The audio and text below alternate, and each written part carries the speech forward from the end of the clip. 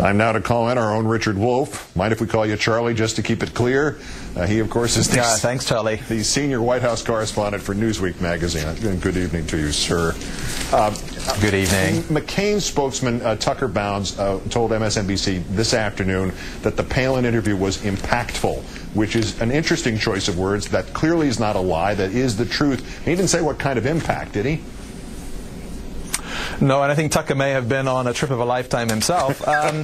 This is the kind of deep asteroid impact. What you have here is not just the cumulative effect. Let's just pull out one thing, shall we, and examine what would have happened had Barack Obama given that response about NATO. You pulled up a bit of it, but it's a really important point here, given how the McCain campaign has talked about Russia and Georgia.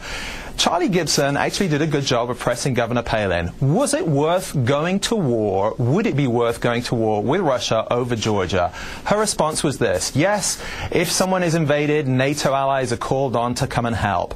But she went further. She said, actually, what it really is about being vigilant. If a big country invades a small country, and it might not need to war, she said, maybe there just be economic sanctions. Well, now listen, either Governor Palin is arguing for the complete evisceration of the world's greatest military alliance and turning it into the European Union, or she doesn't really understand what NATO is, what mutual self-defense really represents. And again, had Barack Obama said this kind of thing, everyone in the conservative media would have said he does not understand national security.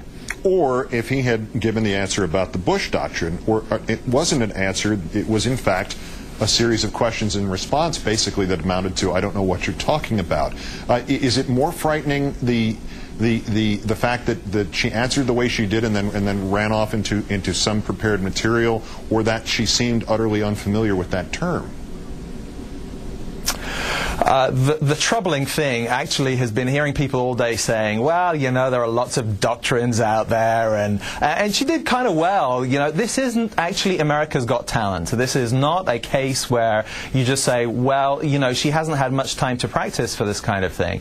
The Bush doctrine isn't just any old piece of the Bush legacy. It is the critical piece of the response to 9/11, the justification for going into war in Iraq, and national security, after all, is considered the strength of this ticket. That's been the argument that Governor Palin and Senator McCain has said all along. So it's not just a lack of familiarity. It's knowing what that ticket represents, the ticket that she is on. That's where the troubling aspect of this is. Yeah, I thought there was a chance she was going to say that she was a Rolling Rock gal herself. But now this earmarks thing from tonight, she's claimed that accepting them, that part of the equation here, the acceptance of the earmarks is okay. The peddling of pork is evil. Is there an analogy there to it's okay to take illicit drugs, but dealing them, those are the people who are solely responsible for the equation?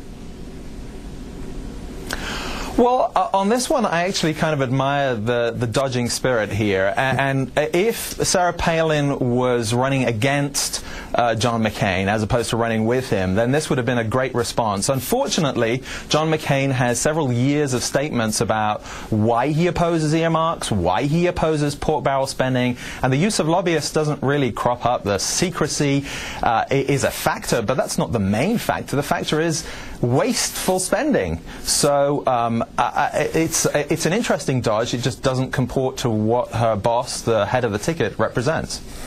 If you're an independent voter, you're not a member of a conservative Republican base, somebody undecided, somebody in the middle, that group of, I don't know, 1,000 people left, did the interview convince you that Governor Palin is ready to lead on day one, or, you know, whatever it is, day 1,000?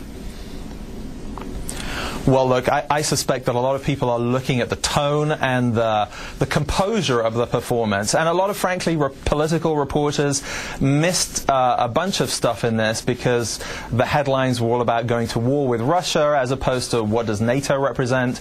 A lot of people were taken in by the performance here, and 50% of the country apparently thinks she is qualified. 50% doesn't. So I suspect this media interview series doesn't really change very much.